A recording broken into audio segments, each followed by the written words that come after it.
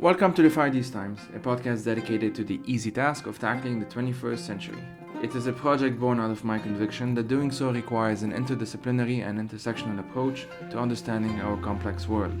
I'm your host, Joana Ayub, and in these episodes I bring you conversations at the intersection of politics, history, philosophy, culture, science, and all the fun stuff in between. The following episode was first published for monthly Patreon supporters. To become a monthly Patreon supporter, please head out to patreon.com/firethesetimes. Or check the website for other methods. You can become a supporter for as little as $1 a month. And if you cannot donate, you can still support this project by sharing with your friends and family and leaving a review on Apple Podcasts, Spotify, or wherever you get your podcasts. The music of this podcast is by Tarabit. Here's the episode.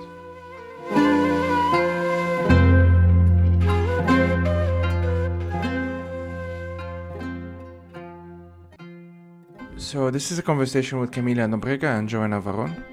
We primarily talked about a paper that they published for Global Information Society Watch entitled Big Tech Goes Greenwashing, Feminist Lenses to Unveil New Tools in the Masters' Houses. This is one of those conversations that I struggle to summarize, but I'll do my best. So we spoke about power structures, big tech, and what kind of future we want. We discussed the issues around technosolutionism through feminist lenses. We asked questions such as who has the ability to consent, what are we sustaining and what are we developing when we talk of sustainable development, what is green data, what do we even mean by the good life, and so on and so forth. We discussed things like Gatopardismo, meaning essentially proposing changes, quote-unquote changes, while reinforcing existing power structures. We brought up topics like monocultures of minds, and other issues surrounding extractivism and data colonialism. We focused quite a bit on Brazil, as they're both from Brazil. Stuff like colonialism, land rights, environmental justice, feminist movements,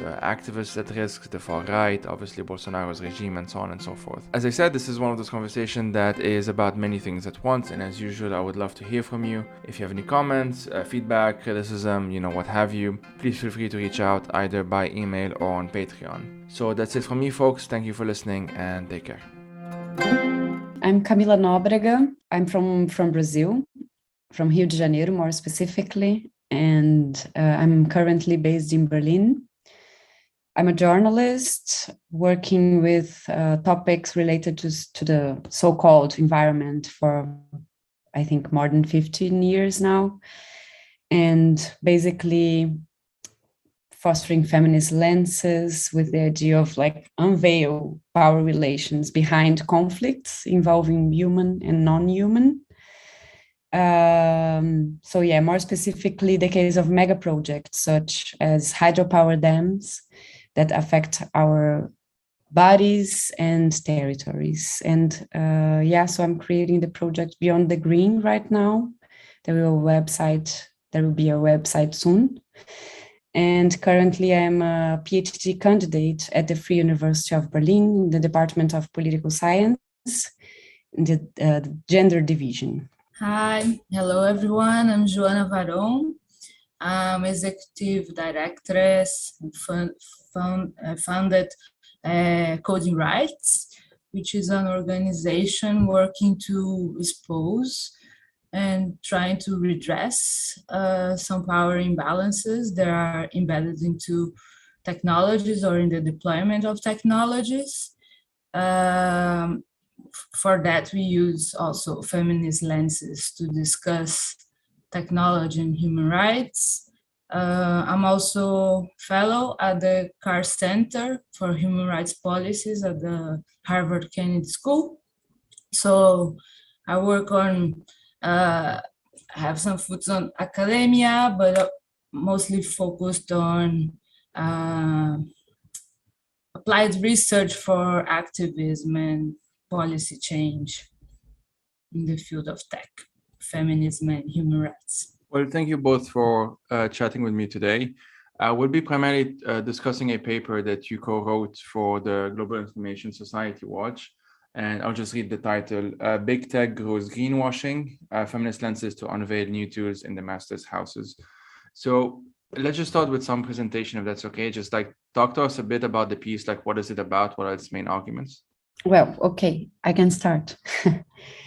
I think the title also really helps a lot. We really tried to be very precise in the title And when we say big tech goes greenwashing, we want to focus in this concept of like greenwashing. And the main thing in the piece is actually it's a result of a process between us two.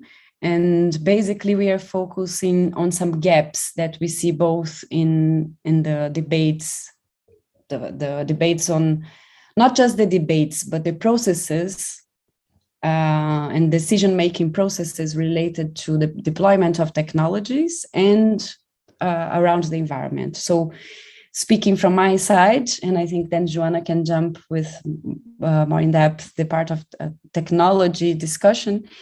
But when we talk about the environment, and this is the environment, like talking about the environment is already kind of a frame, but it's more about if we look on social environmental conflicts or how we are defining our relationship to the nature, to what we call nature, like human and non-human, and how we see different conflicts happening all over the world, that goes like beyond climate change. Climate change is one part of that, but everything that we see as environmental degradation and and degradation of people's lives in different parts of the world.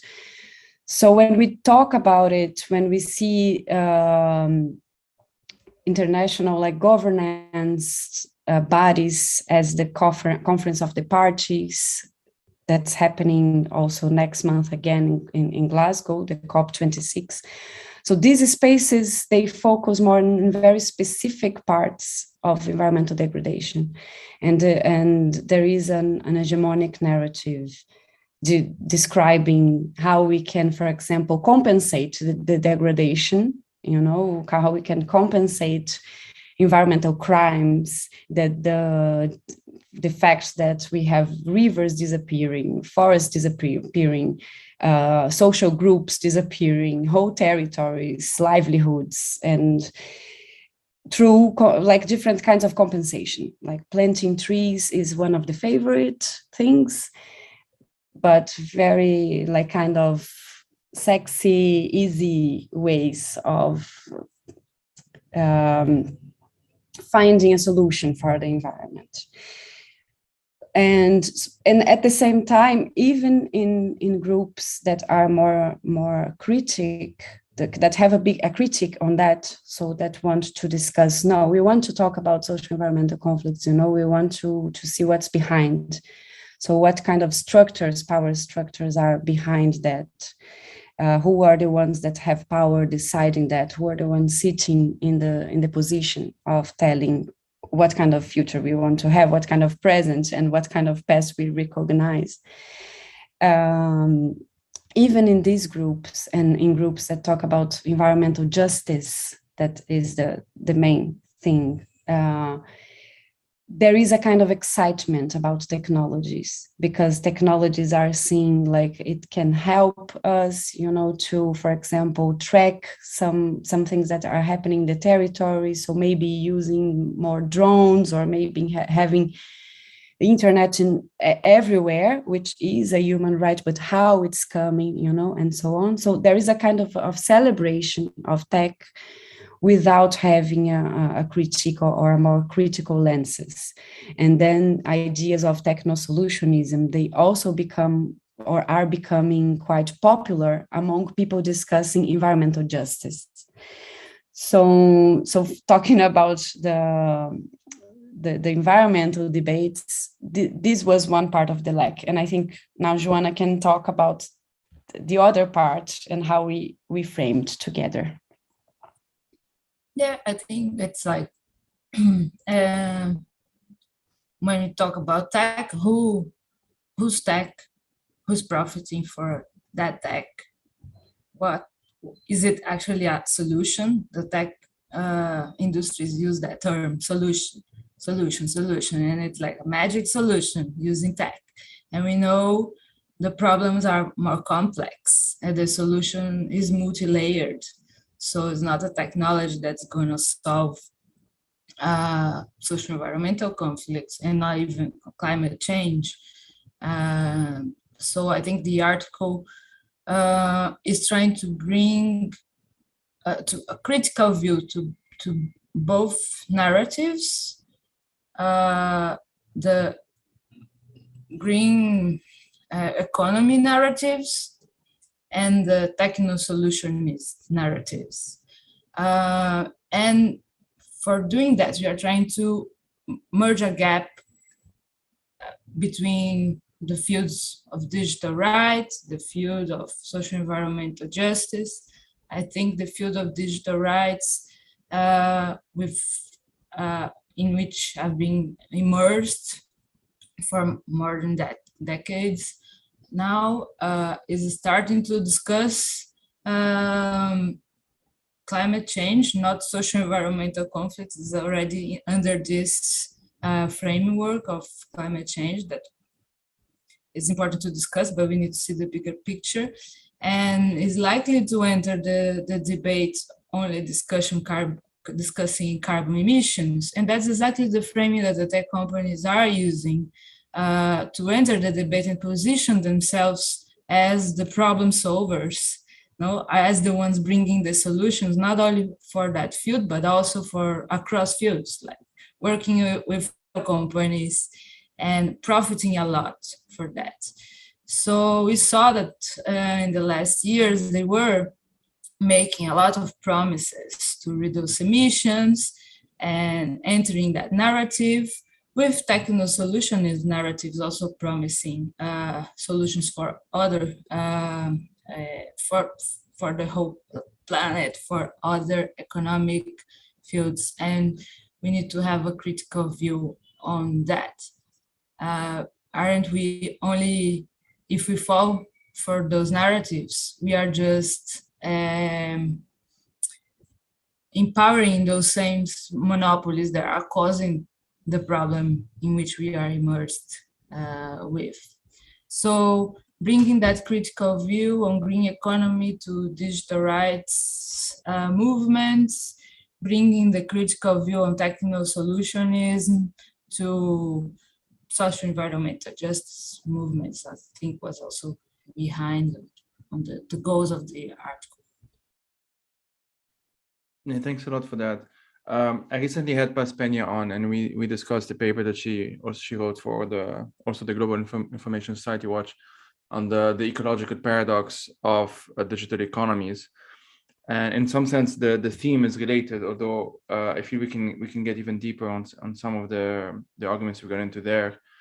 One thing, if that's okay, if you can sort of make it or just talk about it a bit more, because obviously these are a big part of the paper, as far as I can understand it, is that we need to approach technology critically, obviously, but also through this feminist lens. And one thing that I liked how Piña put it because I asked this sort of a similar question, was she views it as very important to render visible the processes that pretend to be invisible, in the sense of technology isn't neutral, essentially.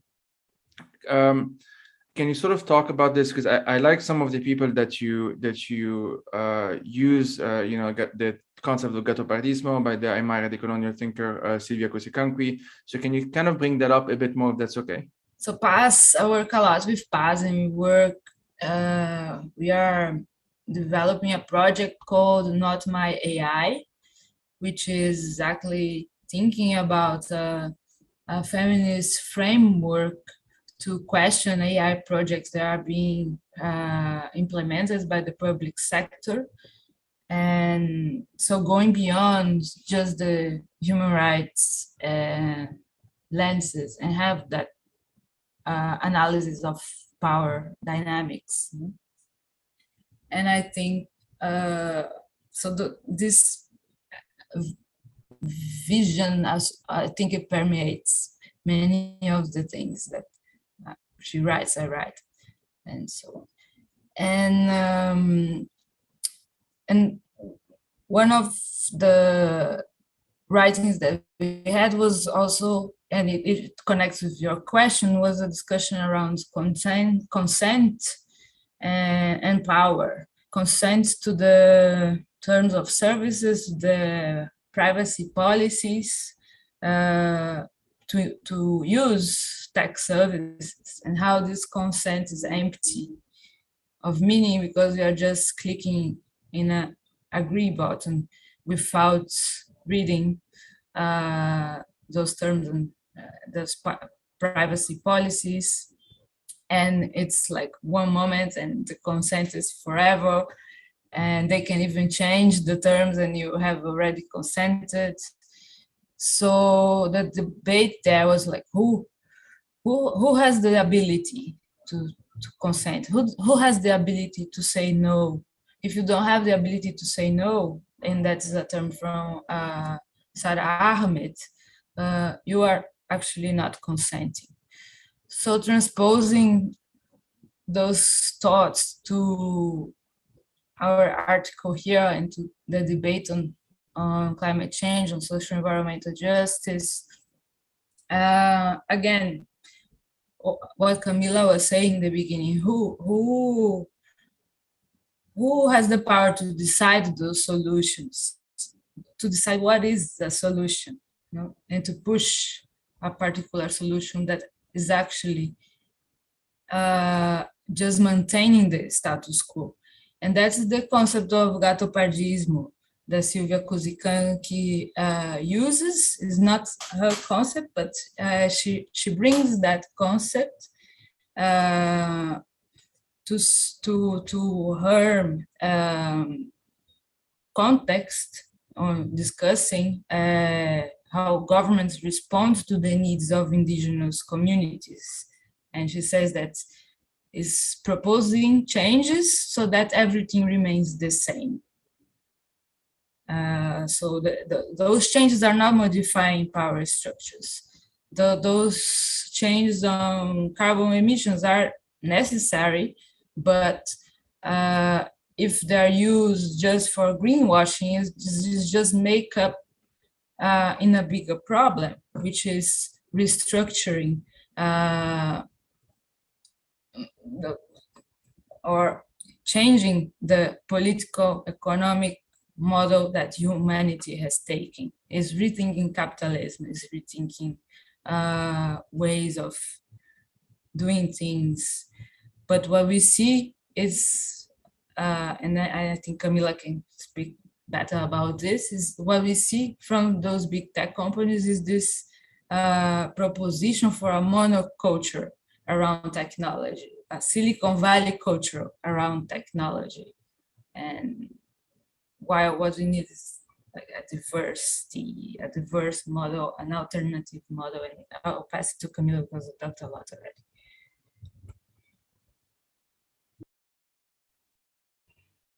Yeah, I mean, I'm thinking while listening. I've been working for some years in this concept of monocultures, and it's interesting to, there's some researchers and some activists talking a lot about how we can understand monocultures in a broader way. Vandana Shiva is one of the most well-known ecofeminist. She identifies herself as an ecofeminist, and she started understanding the monocultures of mind. And yeah, so connecting with what Joana said, I mean, you also mentioned green economy, and maybe it's interesting to unfold a bit the concept of green economy, because this is the idea of understanding like this process of greening everything, you know. So for example, now there is one group of researchers and activists that work together in Brazil, and I'm mentioning Brazil because both come from Brazil, and our paper is also based a lot in Brazil, brings some examples from Brazil. There is one group that is focused on social environmental justice, and they are called Carta de Belém, and they do an amazing work on unveiling the green economy.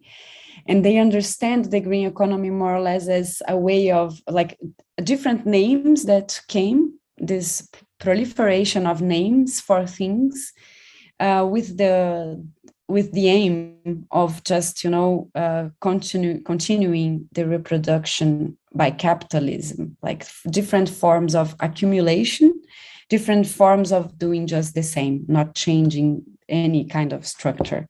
And what I mean by that is, for example, the term of sustainable development, and the basic critique on that is like, what are we sustaining actually? When we say sustainable development, we are already saying we want to sustain development, but what is development? What kind of, well, in my case, I even don't work with the concept of development anymore, but what kind of development is there? And everything now, for example, there is the term of green data. And what does it mean? Basically, some companies are bringing the green data with the idea of saying there is no carbon emissions, or they will compensate, for example, carbon emissions by their that are related to their businesses, and then there are there's this promise of green data, but actually, how can we just compensate, like when we talk about compensating, when we talk about, Joana was talking about consent and about what kind of system we want to live. No, we were talking about a critique on capitalism. So this does not address the problems of, like for example, if, okay, we need that everybody has access to every kind of technology, everybody should have access to internet as soon as possible, but how this process would occur and towards what kind of thing? Usually, it's based in this idea of livelihood, of idea of a good life. And what is a good life? Basically, it's based on an absolutely Eurocentric, white idea of good life. So everybody should just live maybe the life we live in Germany. I don't know, that this is more or less the path towards both the deployment of a lot of technology and the sustainable development ideas. Maybe it's interesting just to mention, next year will be 50 years of the report Limits of the Growth. And Limits of the Growth is a very important reference in the debate on social environmental justice, but it is actually a very dominant, hegemonic narrative.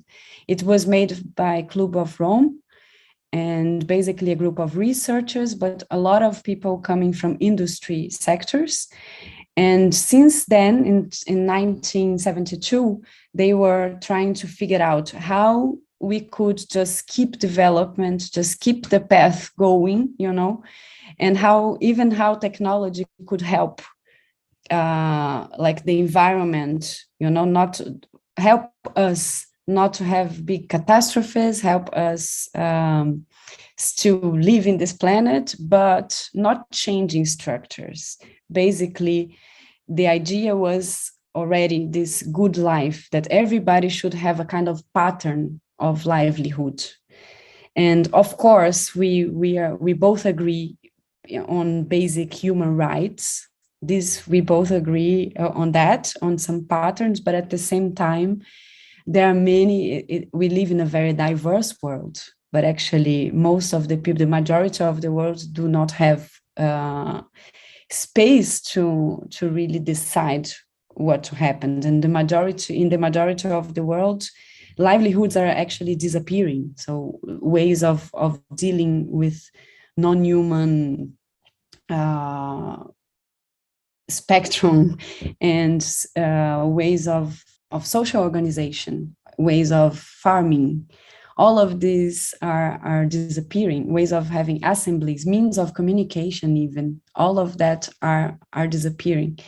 So yeah, I think we come back to the questions Joana already posed, like who are sitting in these tables to define what is consent, who are the ones that have the right to say no to the bodies, no to things that are going to happen in the territories, not just in the body. So who are the ones? We are addressing that, I mentioned this on this podcast a number of times because I try and think and talk about degrowth as well.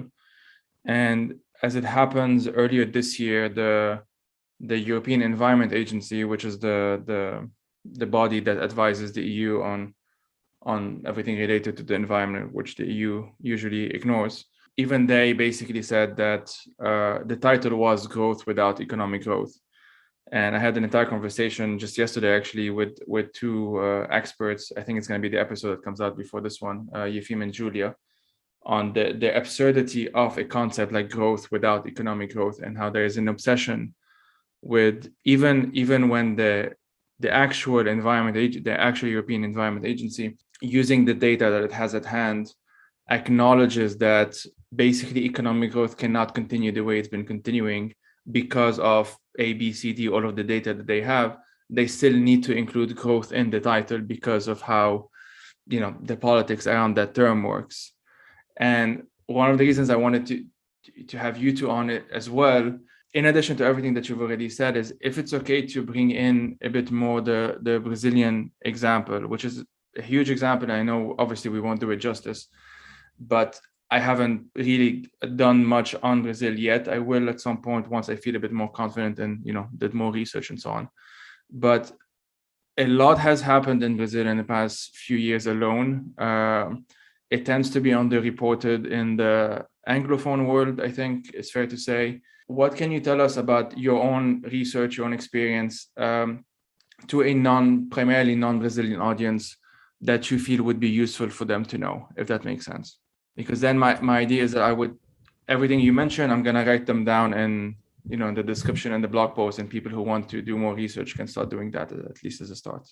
I'm thinking if I start from the bad part or the good part, not that I really see these divisions so clearly, but I'll start with some good things because we are talking. Yeah.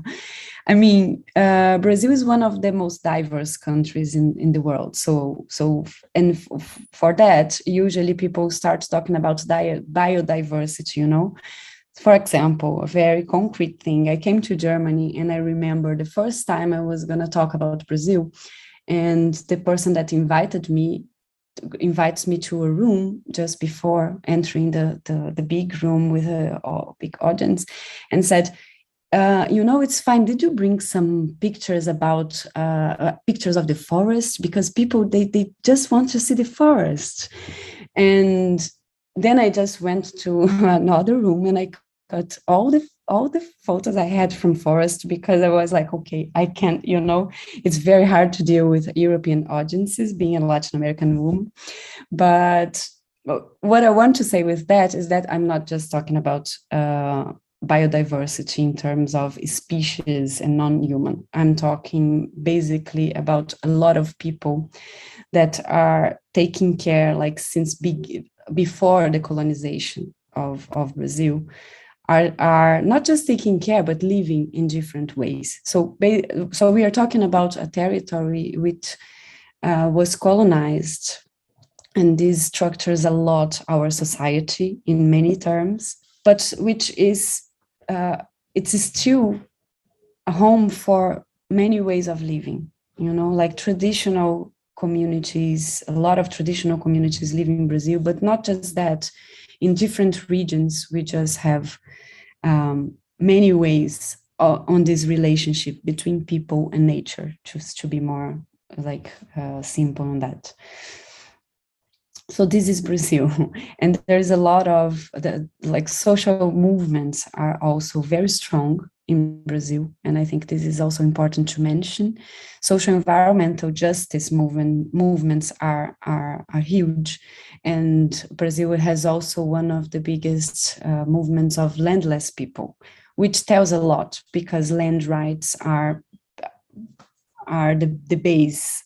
We can't talk about social environmental conflicts and justice in a more structural sense without talking about land rights. And I think Brazil is a big case.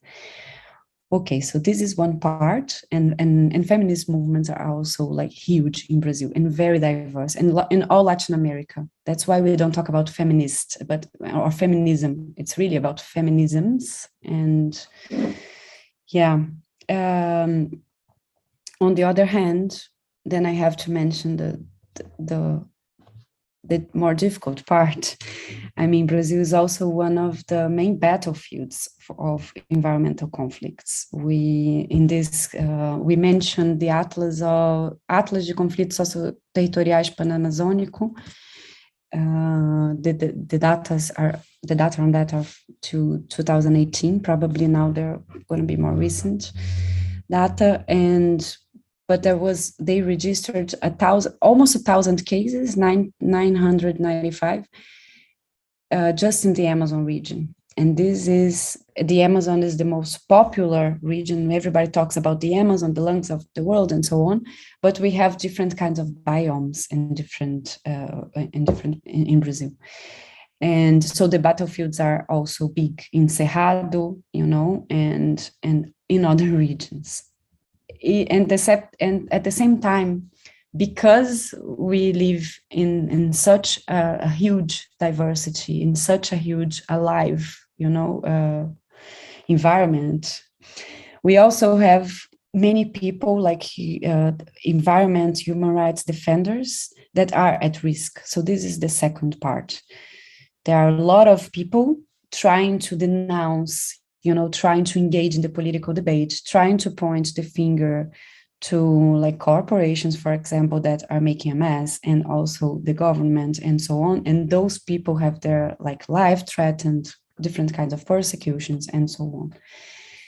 And at the same time in the research field, and also in communications, I'm talking about that because I'm in between as a journalist, researcher, and an activist. We also have, we have a lot of people investigating and trying to connect, a lot of articulations going on. And at the same time, one of the most difficult extreme right government in the region.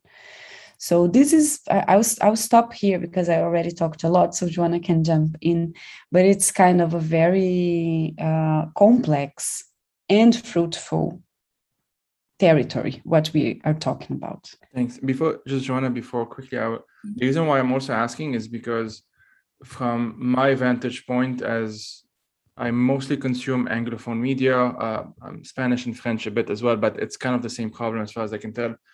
It focuses a lot on sort of the big, quote unquote, big names, obviously Bolsonaro, and everything gets filtered through that to the extent that what happens on the ground, and that's kind of a general point, usually doesn't get reported as much. And so even mentioning 995 cases, those are not the sort of statistics that I usually see. I have seen a bit better report. I'm gonna say there's some good developments happening in some journalist circles, but definitely not to the extent that's needed. So that's sort of what I had in mind when I asked that question.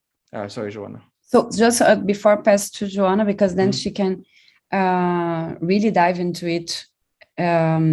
That's why we decided to do this text. One of the reasons, because when we see the companies bringing their narratives, the big tech, they want to say, they have this excitement also towards the environment, they want to go to the COP26 and show everything they have as the salvation of the world, blah, blah, blah.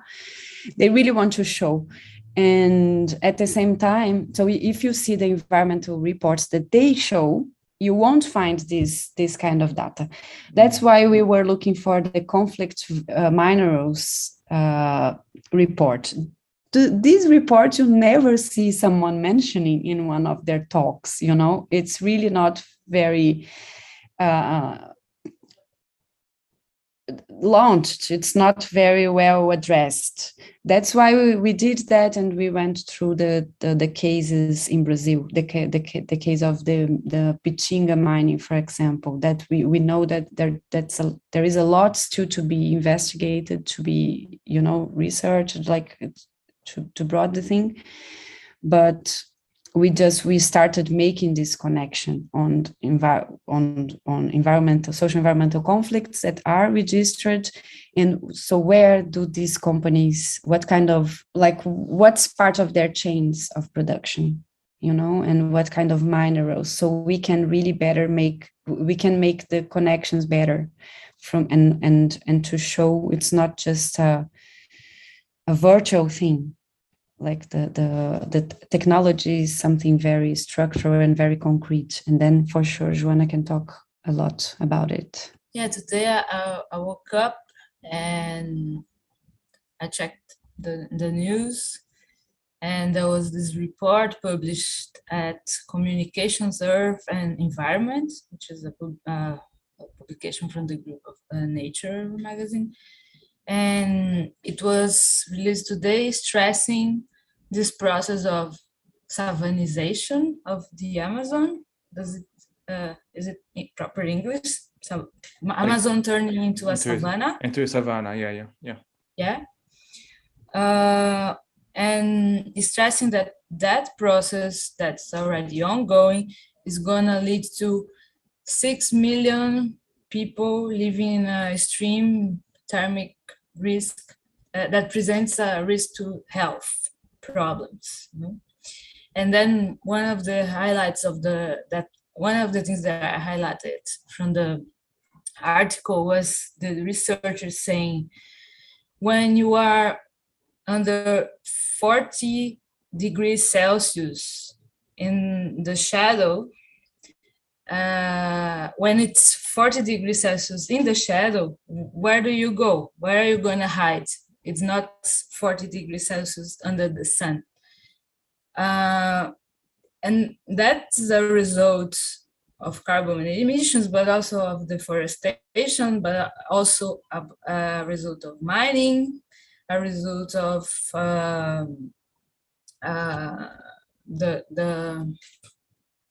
what's the word? Forgot the word, but the agro-business in Brazil, and result of the politics that Bolsonaro has been imposing, dismantling environmental protections, but also a result of how the world is not only Brazil is destroying the Amazon. And I think that is one of the examples of how this happens is through the case that we brought in the report of, as Camila was saying, instead of looking to the big tech promises of zero carbon emissions, we digged into the conflict minerals report from Alphabet, which is Google's parent company. And we decided to look, okay, what are the minerals that they are extracting from Brazil? And we found that they had many suppliers in Brazil, particularly in the Amazon region, but also in Minas Gerais. And then we started to focus, okay, let's dig a little bit in the providers. So we found that Mineração Taboca, one of the providers, operates in Mina de Pitinga mine in the Amazon region to extract tantalum. And we found out that Brazil has 51% of the world's tantalum deposit, which is key for electronic industry. And then digging a bit deeper, actually not even too deep, we just Google Pitinga mine on Google Earth, and then we saw that it was a huge spot of deforestation right in the middle of the Amazon. And then digging a little bit deeper, we started to find reports on environmental conflict, social environmental conflict around that particular mining. And in one report from Instituto Socioambiental, ISA, we had some data that the company was conducting mining in indigenous lands of the Aimiri to extract also cassiterita tin. That's the basis for tin, also for the electronic industry. So there is a lot of conflicts to be untangled, a lot of light to be shed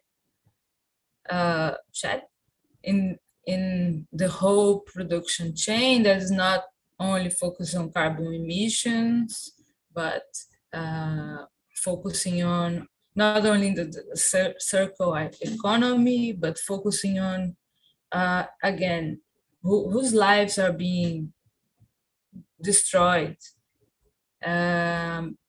for Google to be able to extract things that they need to, minerals that they need to, and then bring us with the solutions that will not solve anything, but maybe have destroyed alternatives, ways of living from the place that this mining, these minerals have been extracted.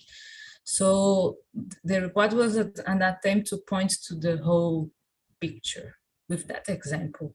And I'm sure there will be many more. We just managed to dig on one of the whole suppliers. Joana mentioned because what we did we also compared when we found the companies that were part of the production chain of Alphabet.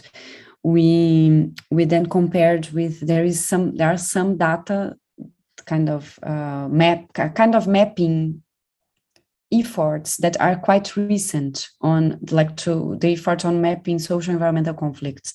So one of them is in the University of Autonomous University of Barcelona, in the ICTA, and it's an effort coordinated by the professor Martinez Allier, but they have the biggest data right now, like biggest, how do you say, repository? Yeah. The biggest repository on about social environmental conflict. So what we did was also to compare, and then some places, the case of mine, the Pichinga was there, so it was already considered, already categorized as a social environmental conflict. And I'm saying that because the companies also know that it's already, if we know. They also know, they are also being questioned about that. Some companies, for example, I had as a journalist, I had some companies talking to me, asking why, because I mentioned, this data.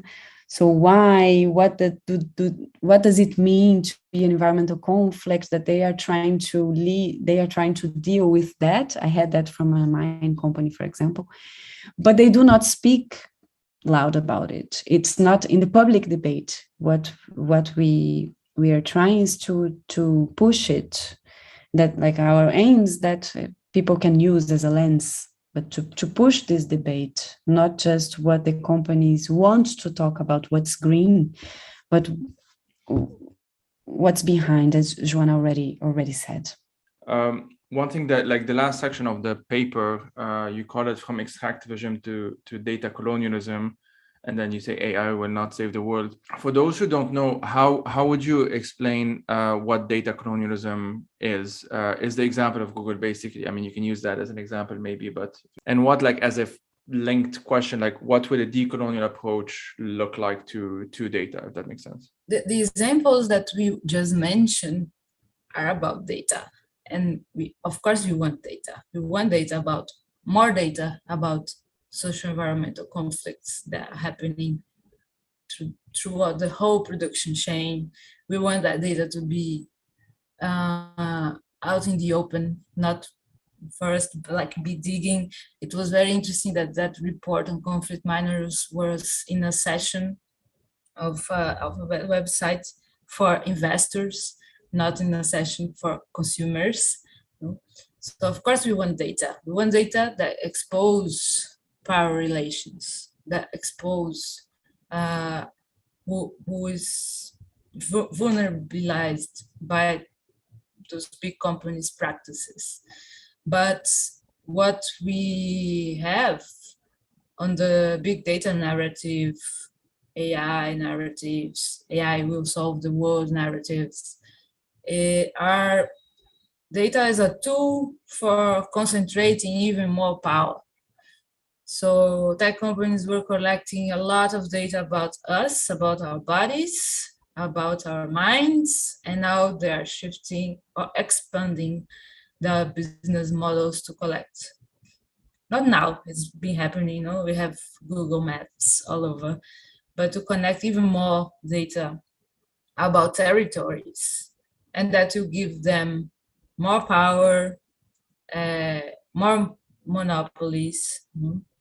So Paola Ricaurte, our colleague, feminist colleague and also researcher, brilliant academic and researcher, have many articles pointing out how those data extractivist approaches to human problems are a form of neo-colonialism, because we have data center economies fostering not a change, again, the Gatopardismo, but fostering extractivist models of resource exploitation that goes to exploiting minerals, exploiting data from that territory, then exploiting data from the bodies of the people, and then selling it back to us as solution, labeling it as solution. And we have seen what happened when tech companies promise us that they are the saviors of something. They were the saviors. They have promised us that they were going to be the saviors of democracy. And look where we are now. With them profiting a lot with hate, with misinformation, because those things give them clicks. We point out in the report of Facebook, while it promises all those zero emissions targets, it also is profiting a lot of misinformation ads that are climate denialist ads. So this logic that Shoshana Zubrov points as surveillance capitalism, in which surveillance, beyond operating as a tool for control, is also feeding capitalism. And those companies are the ones who are profiting from the logic of surveillance capitalism, are becoming more powerful than states and richest than big oil companies also. And spreading their business models across all the fields of life under the big data narratives. I can add, I think Joana already sure, if you want to. But yeah, I think when we talk about the colonial feminist approach and like data colonialism, in this case, we also just have to remember that we are talking about colonialism, like new forms of colonialism. So basically, it's the same it's the same structure. So hierarchies of bodies. People like we are in the pandemic, I think it's a very key moment in this deployment of technologies in the more like intimate parts of our lives, our relationships, distant relationships, and all the kinds of contact, or like even with your doctor. Now, depending on the situation, you maybe use, or in some places you can use, your cell phone or something, but maybe you don't have, or maybe your internet's not enough for that, or maybe you even don't have a doctor, because in your region the doctor won't arrive because of the circumstances. I think all of that talks a lot about how we jump in some structures, so how we are invited to participate, or like we are imposed to participate in capitalist dynamics, but we just occupy different positions in that. And so when we talk about that, we are talking about colonial ways of accessing more people and more territories, because the companies, they need more territories in order to have raw material. That's how they look. That's how many companies look to the places, as raw material, not people living. And and we talk about feminist perspectives. I think this is also just important to add. It's our lenses to understand power relations. We are not talking about women or like just the gender in this sense, but we are talking in a broader way of understanding power relations, like what's behind. So even when we're talking about internet, we mentioned in the article Angela Merkel, when she says in the last Internet Governance Forum that was presential in 2019, and we both were there. And she says that she talks about the slogan. The slogan was one internet, one vision, one world, something like that. And I'm not sure about the order, but one vision, one. This idea of one. This one is again this male, white European person, and the person who has access to everything, and then can of course have a kind of a role and can participate in decisions, in more decision-making processes. So I just wanted to add that we are connecting colonialism and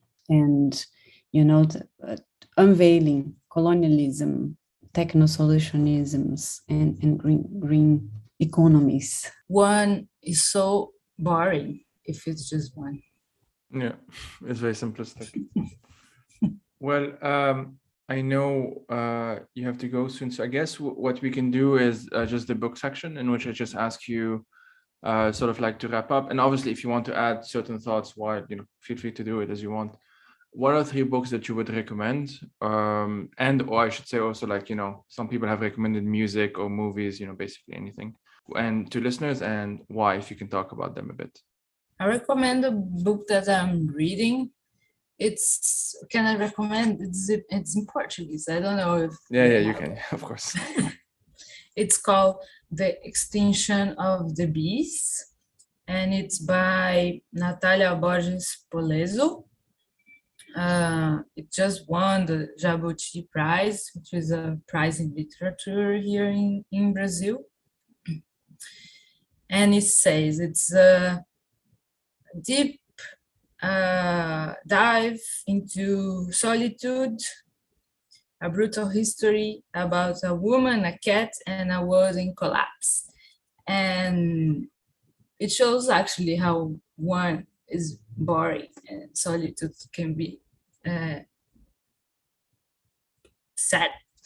But what I like about this book is that the way she brings the narratives that could be seen as it's a fiction, but it sometimes look like an autobiographical book. She's a lesbian character that it's watching also the social environmental conflicts going on, and it's described as it fits in a diary from today, but it has some aspects of speculative future and sci-fi fiction, but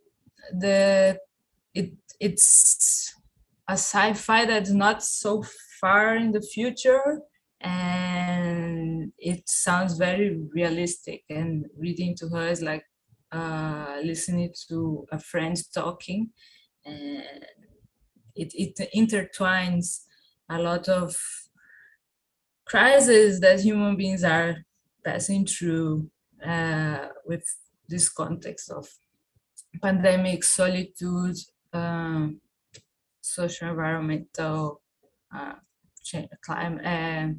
conflicts, climate change, and so on. So I've been enjoying a lot.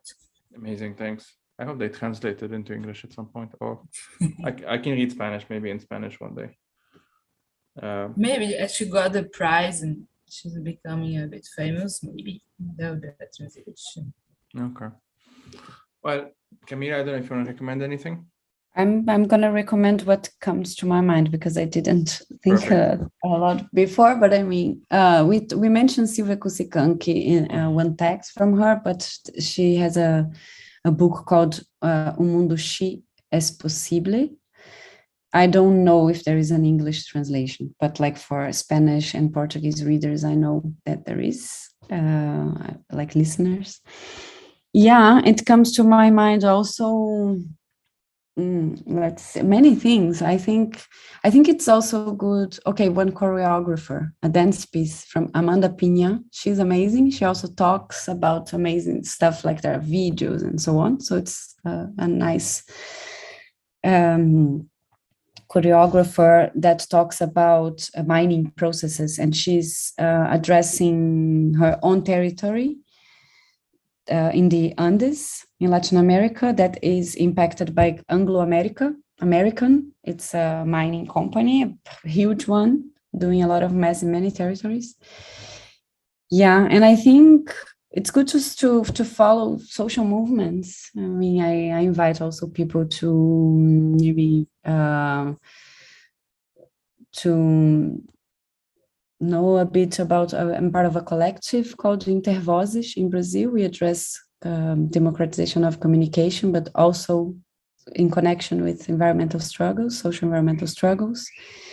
The articulation of agroecology in Brazil, specifically also the work many women are doing. So you can find zines, you can find videos, medicinal recipes, this kind of stuff. So many different things. The landless movement from Brazil. I mean, many social movements can just teach us so much, and so many. There are so many struggles. So this is what comes to my mind right now. Amazing, thanks a lot. Well, I mean, on that note, Camila and Joana, thanks a lot for your time. This has really been amazing. And the way I usually do things is I'm going to obviously re-listen to the episode, and all of the notes that we mentioned, I will include them in the blog post and in the description for listeners if they want to look up like more things and stuff. So thanks a lot. Thank you. Thank you.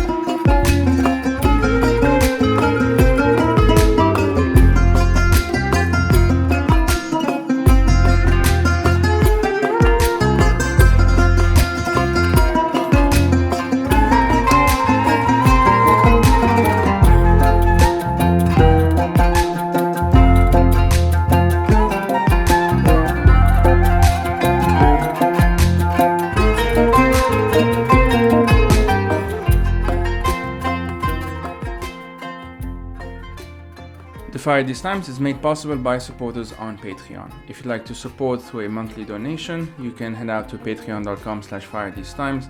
If you want to explore other options, you can do so by checking out the website.